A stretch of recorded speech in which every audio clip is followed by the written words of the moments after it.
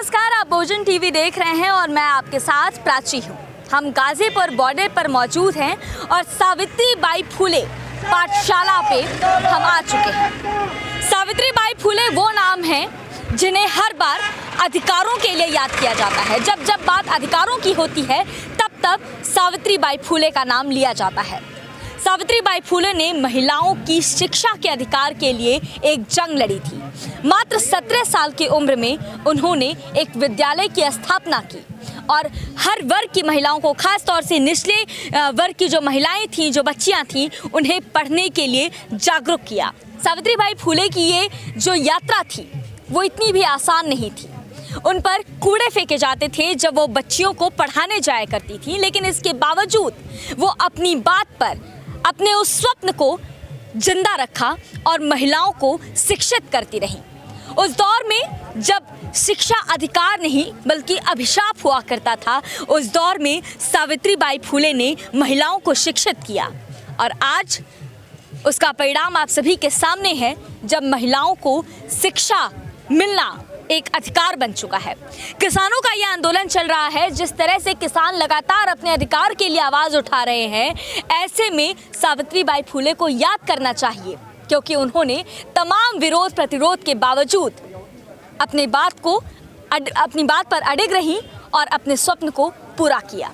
तो आज हम इस पाठशाला में आएंगे और इस पाठशाला में देखेंगे कि किस तरह से यहाँ पर जो बच्चे हैं, जो महिलाएं हैं, जो बुजुर्ग हैं, वो भी यहाँ आते हैं और संविधान के बारे में पढ़ते हैं, सावित्रीबाई फुले का जीवन, उसके बारे में पढ़ते हैं और उन तमाम क्रांतिकारियों के बारे में पढ़ते हैं जिन्होंने देश के लिए कुछ किया है।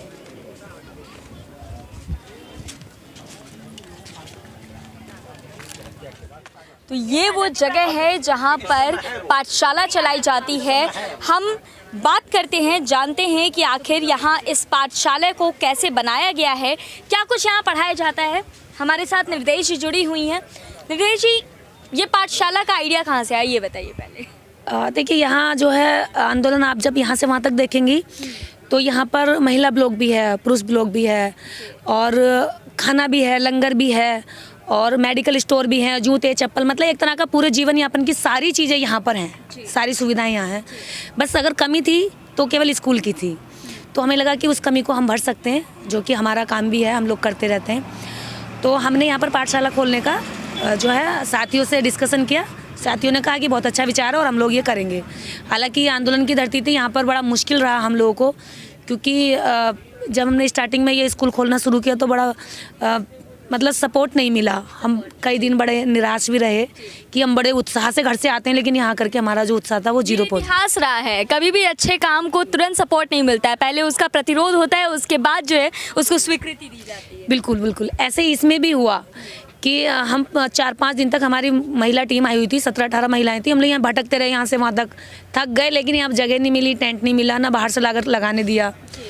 तो लेकिन फिर भी हमने यहाँ पर इन लोगों के साथ फिर बहसबाजी हुई, झगड़ा सा हुआ, हल्का सा हॉट टॉक हुई। बोले अच्छा ठीक है आप लगाओ। तब हम लोगों को जो है जगह मिल गई थी पीछे, अब हमने यहाँ शिफ्ट कर लिया है। तो ये पाठशाला यहाँ खुली है और खुली रहेगी जब तक ये आंदोलन चलेगा। हमारी टीम का ये पाठशाला हमेशा जारी रहेगा जब तक। क्या इसमें आप लोग पढ़ाते हैं? आप पढ़ाती हैं इसमें? इसमें मैं अकेले नहीं पढ़ाती, तो पूरी टीम का काम है। हाँ, ये है कि आइडिया आया था माइंड में तो मैंने टीम के साथ शेयर किया। वो पूरी टीम की मेहनत है। यहाँ पर सब लोग बैठे हुए हैं और सब लोगों के पास काम बटा हुआ है। अच्छा। हाँ, कि क्या कौन कब कितना जागेगा, कौन कितना काम करेगा, कौन कैसे बच्चों को लाएगा, कौन कैसे महिलाओं की लिस्ट बनाएगा, तो सबका काम बटा हुआ है। कोई भी एक आदमी सारा काम नहीं करता है। हाँ, टीम वर्क ज़रूरी है। लेकिन मैं आपसे जानना चाहती हूँ कि महिलाएं भी आती हैं यहाँ पढ़ने के लिए? हाँ, विशेषकर हम लोग महिलाओं को ही यहाँ पर रात को जो है संविधान का पाठ होता है, महिलाओं के साथ महिलाओं को बुलाते हैं, जितनी महिलाएं सबकी लिस्ट बनाते हैं और दिन में इनवाइट कर देते हैं कि रात को 8 से 9 तक आपको हमारे साथ बैठना है। तो सोने से पहले वो यहाँ आ जाती हैं। उससे पहले हमारी टीम का काम लंगर में सेवा देना भी रहता है, लंगर में भी सेवा देते हैं। और बाकी जो महिलाओं के साथ किसान आंदोलन में बच्चे आए हुए थे, उनकी पढ़ाई ख़राब ना हो, इस उद्देश्य से हमने जो है आंदोलन के साथ साथ पढ़ाई भी ज़रूरी है। जैसे कि आपने बैनर पर देखा होगा, लड़ो और पढ़ो, तो लड़ाई के साथ साथ पढ़ाई ज़रूरी है। इसलिए हम लोगों ने ये स्कूल में बच्चों को हम लोग बिठा करके यहाँ पढ़ाते हैं। टाइम से क्लास लगाते हैं हम लोग। दिन में पहले तो हमने 4 घंटे की क्लास लगाई थी, 2 घंटे सुबह 2 घंटे शाम। पर फिर वो हमने देखा कि यहाँ गार्बेज में कूड़े में खाना वाना बीनने वाले बच्चे हैं, तो हमने फिर उनको भी बिठाना शुरू किया। हाँ, उनके लिए भी हमने टाइम निकाला, 2 घंटे हम। यहाँ आंदोलन में जो बच्चे हैं उनके अलावा आपने जो बच्चे जो कूड़ा उठाते हैं उन्हें भी आपने पढ़ाना स्टार्ट। हाँ बिल्कुल, उनको हमने पकड़ा, हमारी टीम ने उनको पकड़ा और यहाँ पर 30-40 बच्चे हो गए थे जो कि रोज़ आते हैं। हमने चॉकलेट टॉफ़ी हम लोग उनके लिए रखते हैं, तो वो बच्चे सारे यहाँ आ जाते थे और हमने उनको पढ़ाना शुरू किया। आज जो है थोड़ा सा रहा है डिस्टर्ब, कल से फिर ये विधिवत शुरू हो जाएगी, तो कल फिर हम उन बच्चों को बिठाएंगे। तो क्या क्या पढ़ाते हैं आप लोग, मतलब कोर्स की चीज़ें पढ़ाते हैं या फिर जो फ्रीडम फाइटर्स हैं, क्रांतिकारी हैं, उनके बारे में आप लोग जानकारी देते हैं? देखिए, जो बच्चे किसान आंदोलन में आए हुए हैं, किसानों के बच्चे, उनको तो हम जो है जो उनकी एजुकेशन है उससे संबंधित पढ़ाते हैं, क्योंकि उन पर हमें ज़्यादा मेहनत नहीं करनी पड़ती है। वो बच्चे तैयार हैं ऑलरेडी, उनके पास अपना कोर्स है, उसी पर हम लोग पढ़ाते हैं। उसी की जानकार हमारे पास अलग अलग टीचर भी हैं सब्जेक्ट वाइज।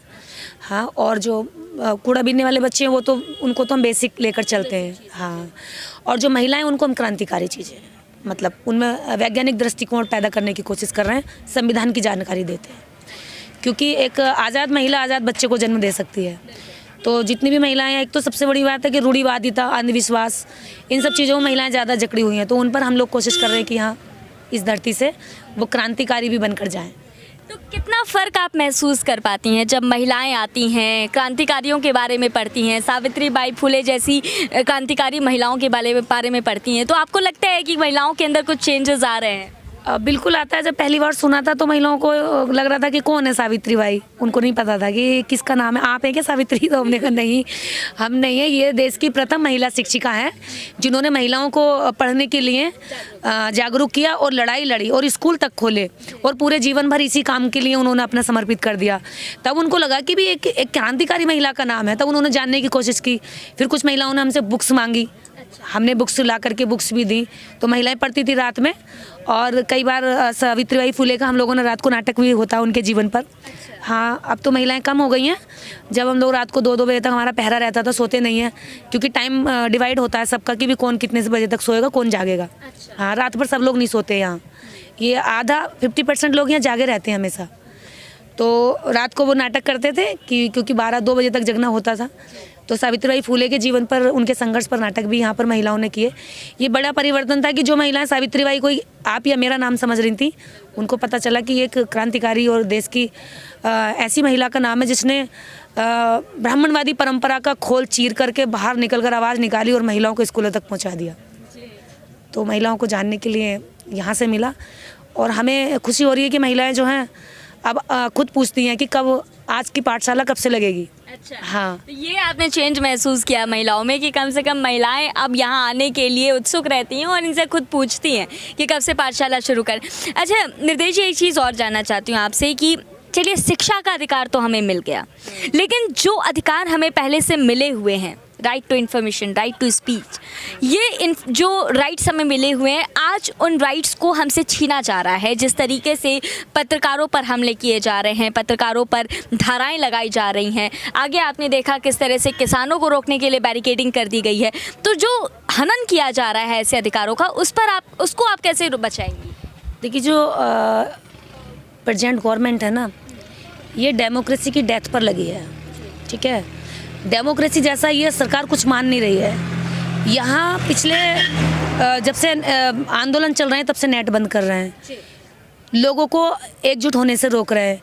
लोकतंत्र की जो रीढ़ है वो लोगों का जुड़ना है। लोगों द्वारा, लोगों के लिए चुनी गई सरकारें लोगों के लिए काम करती हैं, और जब वो काम नहीं करती हैं तो लोग इकट्ठा होते हैं, एकजुट होते हैं और एकजुट होकर के विरोध करते हैं। ये पहली चीज़ एकजुट होने से रोक रही, रास्ते बंद करी ताकि बाहर से लोग ना आ पाएँ।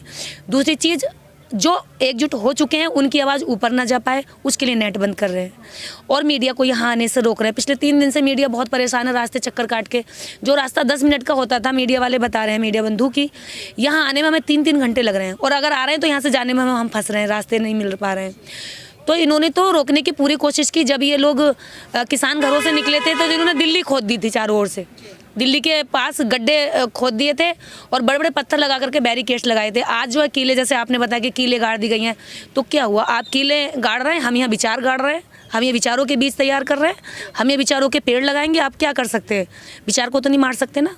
जो लोग क्रांतिकारी इसके अंदर है और जो बच्चे हैं उनको तैयार करेंगे। और देते हैं धमकी जेलों की, तो क्या हुआ, क्रांतिकारी आदमी जेल में जाके भी क्रांति करेगा क्या? कहाँ तक पहुँचाएंगे? कितनी जेलों में भरेंगे? कितने लोगों को जेल में डालेंगे? पत्रकारों को जेलों में डाल रहे हैं, एक पत्रकार को जेल में डालेंगे 50 तैयार होंगे। और रही बात दमन की, तो जितना दमन ये सरकार कर सकती थी कर दिया। इस आंदोलन को दबाने का भी जितना काम हो सकता था वो हो चुका। पानी की फुहारें जनवरी में वो ये कर सकते थे, वो इन्होंने मारी, ठीक है। रास्ते बंद कर सकते थे, वो इन्होंने किया। बैरिकेड लगाए, कीले गाड़ी।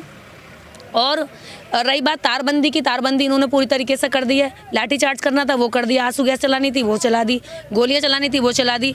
लोगों को वैसा डर दिखाना था। यहाँ पर पुलिस की जो गश्त होती थी वो रात को नहीं होती थी। यहाँ रात को 2-2, 3-3 बजे तक इन्होंने पुलिस घुमाई। और सबसे बड़ी बात यह है कि यहाँ पर एक ऐसा टीम छोड़ी हुई है जो कि यहाँ पे कीमती चीज़ों को गायब कर रही है, ताकि लोग परेशान हो जाएं, इरिटेट हो जाएं और यहाँ लौट कर ही ना आए। तो पूरी प्री प्लानिंग यहाँ पर छोड़े गए लोग हैं, जेब कतरे टाइप के। तो मतलब हर तरह की रणनीति अपना रही है सर। बिल्कुल हर तरीके से, लेकिन लोगों का हौसला तो फिर भी नहीं डटा है। हमारी कितनी चीज़ें चुर गई, हम फिर हौसले के साथ, फिर बुलंद हौसलों के साथ यहाँ बैठे हुए हैं। हम जैसे कितने लोग हैं जिनका बहुत बहुत कीमती सामान चुर गया। जिस सामानों से वो काम करते थे, जिन इंस्ट्रूमेंट से, कैमरा है, मोबाइल है, बहुत सारी ऐसी चीज़ें, वो बहुत चुरा ली चलते चलते। वो लोग फिर भी दोबारा खरीद लाए और फिर काम कर रहे हैं। तो कहाँ तक ये लोग करेंगे, कितना दमन करेंगे? हमारे पीछे आप देख सकते हैं भारतीय संविधान की प्रस्तावना लिखी हुई है और इसमें जो पहली लाइन है, हम भारत के लोग। ये हम भारत के लोग आज सड़क पर हैं। ये जो किसान हैं ये भारतीय हैं और आज ही सड़क पर हैं। दूसरी तरफ जवानों को तैनात कर दिया गया है। आपको क्या लगता है कि जिस तरह से किसानों की आवाज़ को दबाने की कोशिश की जा रही है, क्या ये कहीं ना कहीं संविधान की हत्या नहीं है? मैडम, संविधान की हत्या तो ये लोग हर रोज़ कर रहे हैं, हर रोज़ कर रहे हैं। जितना ये कर सकते थे इतना इन्होंने किया है। और रही बात जवानों की, तो जवान भी कहीं बाहर से नहीं आए हैं। इन जवानों के अंदर भी आप जा करके पूछ लीजिए, ये भी किसानों के और मजदूरों के बच्चे होंगे सारे। अमित शाह का कोई बेटा नहीं है सेना में, ना ही इस पुलिस फोर्स में, ना ही किसी बड़े नेता का बेटा है। वो तो बड़े बड़े यहाँ के धन्ना सेठ और पूंजीपति बने बैठे हैं और केवल कब्जा करके बैठे हुए हैं। तो जितने भी जवान हैं, ये जवान और ये किसान दोनों को आपस में जब इनको लगता है, चाहे जवान मरे या किसान मरे, मरेंगे देश के आम नागरिक, हम भारत के लोग मरेंगे। नेता फिर भी वहीं बैठे रहेंगे कुर्सी पर। तो हम भारत के लोगों को मारना है इनको, तो हम भारत के लोगों को लूटना है।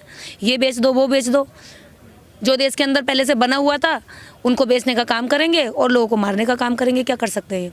और वो तो हैं ही, झोला उठाकर भाग लेंगे। फिर क्या हो गया, बेच बाज के भाग लेंगे। 28 तारीख को यहाँ पर जिस तरह का माहौल बनाया गया था, जो कहा जा रहा था कि बीजेपी के विधायक हैं, उनके साथ 300 लोग हैं जो किसानों को मारने के लिए आने वाले हैं, और लगातार गश्त भी लगाई जा रही थी, जैसे हमें खबरें मिली सूत्रों के हवाले से। तो आपको, आज आप यहाँ पर हैं, आपको डर नहीं लग रहा है? मैडम, ये लोग तिल मारेंगे, क्यों ना गोली से मरने के लिए तैयार हैं। और कब तक इंतज़ार किया जाएगा? हम जितना छुपेंगे ये इतना हमको सताएंगे, इतना परेशान करेंगे। इसलिए यहाँ पर जितने भी लोग बैठे हैं ना, ये सब मरने के लिए बैठे हैं। कितनी गोलियाँ, कितनी तोपें हैं, कितनों को मारेंगे ये लोग? ये सारे वो लोग बहादुर लोग हैं जो कि हम भारत के लोग लाइन को बचाने के लिए यहाँ सड़कों पर पड़े हैं। वरना हम लोग भी सर्दी में अपने घर रह सकते थे। हमारे साथ में महिलाएं, यहाँ 15-20 महिलाएं यहाँ जो टीम की रह रही हैं लगातार। एक महिला के पास केवल 6 महीने की बच्ची वो लेकर के यहाँ रह रही है। वो अभी कल परसों यहाँ से गई हैं। तो उन्होंने कहा कि जब मैं अपनी 6 महीने की बच्ची को लेकर के यहाँ आ सकती तो और लोग भी आ सकते हैं घरों से निकल करके। और उनकी इस अपील पर बहुत सारे लोगों ने वहाँ से निकल कर, मुरादाबाद से बहुत सारी ट्रॉलियाँ आई। तो यहाँ जितने भी लोग बैठे हैं ये डरने वाले लोग नहीं है। डरने का काम है झूठ का। यहाँ जितने लोग बैठे हैं सच बैठे हैं। हम भारत के लोग बैठे हैं और लोकतंत्र के वो लोग बैठे हैं जिन्होंने लोकतंत्र को अपना मुख्य आधार बना करके इन नेताओं को चुना है। नेता जनता से होते हैं, जनता नेता से नहीं होती है। तो जितने भी लोग यहाँ बैठे हैं डरने वाले लोग नहीं है। और पता नहीं कितना डराने की कोशिश की इन्होंने। लठ लेकर के ये लोग यहाँ से इतनी बुरी तरीके से इन टेंटों पर उस दिन उन्होंने लठ बजाए थे, वहाँ फाड़ दिए थे। कई सारे यहाँ टेंट फटे हुए पड़े हैं। और इतना डराया कि यहाँ से महिलाओं को उस समय शिफ्ट करना पड़ा। जो बुजुर्ग महिलाएं थी जो लंगर में सेवाएं देती थी, तो बुजुर्ग महिलाएं थी। 50 दिन की बात है ये, 28 तारीख की बात है। अच्छा, किस वक्त शाम को हुआ था ये? हाँ, ये रात में हुआ था। रात को 3 बजे तक यहाँ लोग नहीं सोए थे। फिर सुबह 4-5 बजे करीब यहाँ से जो बूढ़ी माताएं थी जो लंगर में सेवाएं देती थी, वो हम लोगों ने यहाँ से शिफ्ट करवाई थी। कुछ अगल बगल में जो रिलेटिव थे, रिश्तेदार थे पहचान के, तो उनके घरों में वो सोई जा करके। क्योंकि इस तरह के हालात बना दिए थे कि यहाँ से ना भागने का रास्ता, चारों ओर से इन्होंने जो बैरिकेड्स बंद कर लिया था और अंदर गुंडे छोड़ दिए गए थे। तो जितना दमन कर सकते हैं वो सब सारे पैतरे अपना रहे हैं, लेकिन लोग फिर भी नहीं हट रहे हैं। तो कहाँ तक दबाएंगे, क्या दबाएंगे, सच को कितना दबाया जा सकता है। ये भी कहा जा रहा है कि स्थानीय लोगों को दिक्कत है, जिस तरह सिंघू बॉर्डर में हिंसा हुई है, स्थानीय लोगों ने पथराव किए हैं और यहाँ पर भी कहा जा रहा था कि गाज़ीपुर बॉर्डर पर स्थानीय लोगों को दिक्कत हो रही है, परेशानी हो रही है। ऐसे में आपको क्या लगता है कि क्या वाकई में स्थानीय लोगों को दिक्कत है या फिर ये भी कोई साजिश है? कौन कर रहा है इन स्थानीय लोगों को दिक्कत, कौन कर रहा है, बैरिकेड्स कौन लगा रहा है? उस रास्ते से हमारा कोई लेना देना नहीं, ये रास्ता बंद किया हुआ है, आम जनता वहाँ से जा रही है, निकल रही है, इसको क्यों बंद किया हुआ है? उधर से हमारा कोई लेना देना नहीं, चारों ओर से रास्ते वो बंद किए हुए हैं। यहाँ आंदोलनकारी तो केवल हाईवे पर है ना, एक ये रास्ता बंद होना चाहिए ना, बाकी चारों ओर से बंद करके पुलिस खुद जो है ये दिखाना चाहती है कि आम लोग सड़कों पर उतरे, विरोध करें कि आंदोलन गलत हो रहा है और आम जनता को परेशानी हो रही है। चारों ओर से वहाँ बंद किया जा रहा है जहाँ आंदोलन से कोई लेना देना। इंटरनेट पे पाबंदी की वजह से भी यहाँ स्थानीय लोग काफ़ी शिकायतें आ रही थी कि इंटरनेट बंद है। क्या लगता है कि इंटरनेट बंद करके क्या ये भी आवाज़ दबाने के लिए किया जा रहा है? बिल्कुल, ये आवाज़ दबाने का काम है, क्योंकि जब आप सही हैं और आपने कुछ गलती नहीं की, आप गलत नहीं है, तो इंटरनेट से आवाज़ क्यों दबाना चाहते हैं? आम जनता की आवाज़ तो इंटरनेट है ना, ये तो लोकतंत्र की हत्या है। जब आम जनता की, आप डेमोक्रेसी में क्या है कि मैं अपनी आवाज़, एक आम नागरिक अपनी आवाज़ बोल सके, विरोध कर सके, सही को सही और गलत को गलत कह सके। लेकिन ऐसा आप कहने नहीं दे रहे हैं, तो इसका मतलब क्या है कि आप आवाज़ रोक रहे हैं, आप डरे हुए हैं, आप गलत हैं। और रही बात दिल्ली के लोगों की परेशानी की, 26 जनवरी को जब हम लोग दिल्ली गए थे तो दिल्ली के लोगों ने फूल बरसाए, हमको पानी पिलाए, हमको फ्रूट्स दिए, हमको खाना दिया और ज़बरदस्ती पकड़ पकड़ के खिलाया और सैल्यूट कर रहे थे कि और हम बहुत खुश हैं आप दिल्ली में आए, हम आपका दिल से स्वागत करते हैं। कौन से दिल्ली के लोगों की बात कर रहे हैं? दिल्ली के लोगों को यदि परेशानी होती, जिन लोगों की बात है सिंघू बॉर्डर पर, वो बीजेपी के और आरएसएस के कार्यकर्ता थे, जिन लोगों ने जाकर के पत्थर मारे। ये अपने लोगों को भेज करके आम जनता का नाम ले रहे हैं और अपने लोगों के जरिए आम जनता पर पत्थर बरसाते हैं, अपने लोगों को अंदर डाल करके पुलिस पर पत्थर बरसाते हैं और बदनाम करते हैं ये आंदोलन को।